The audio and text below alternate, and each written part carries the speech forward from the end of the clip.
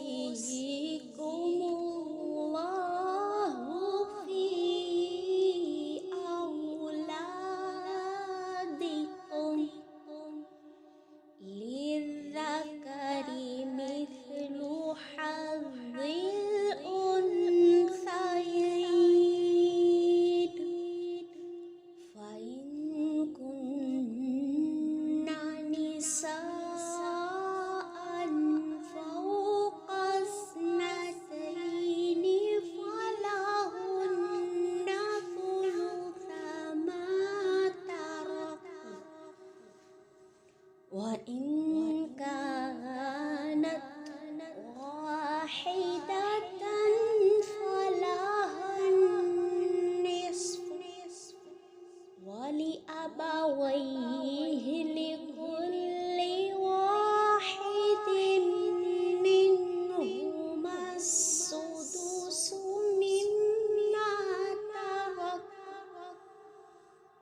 مما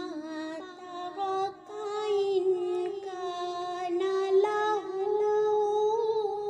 ولد فإن لم يكن له ولد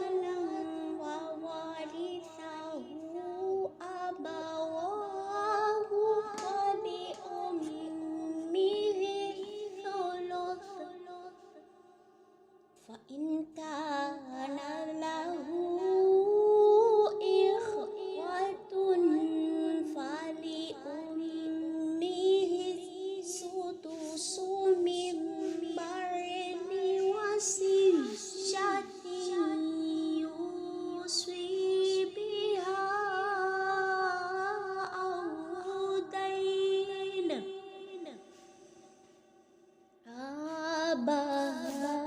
آباؤكم وأبناؤكم لا تدرون أيهم أقرب لكم نفعا فريضة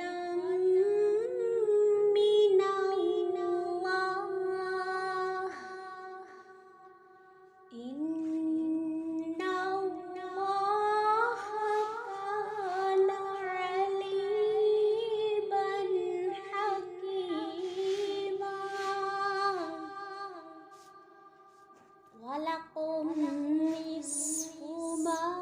ترك أزواجكم إن لم يكن لهن ولد فإن كان لهن ولد فلكم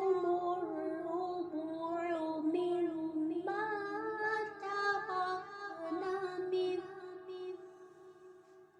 تركنا من بعد وصية يوصين بها أو دين ولهن الربع مما تركتم إن لم يكن لكم ولد وإن كان لكم ولد فلهن الثمن مما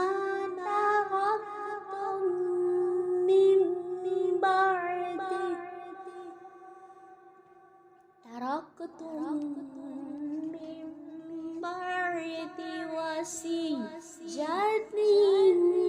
توصون بها أو دين وإن كان رجل يورث كلالة أو امرأة وله أخ أو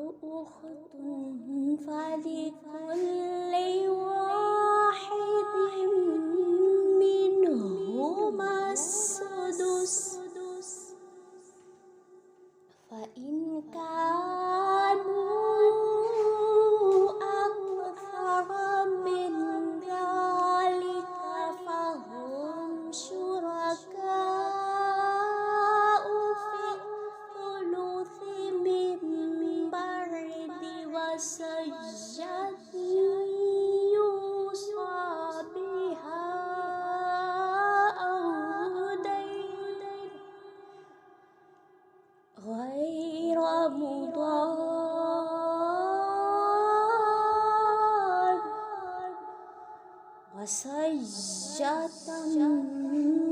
من الله والله عليم حليم تلك حدود الله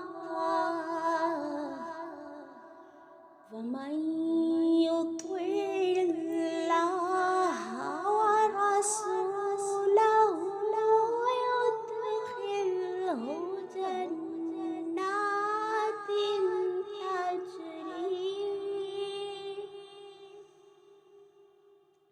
تجري من تحتها الأنهار خالدين فيها وذلك الفوز العظيم ومن يعص الله ورسوله ويتعد حدوده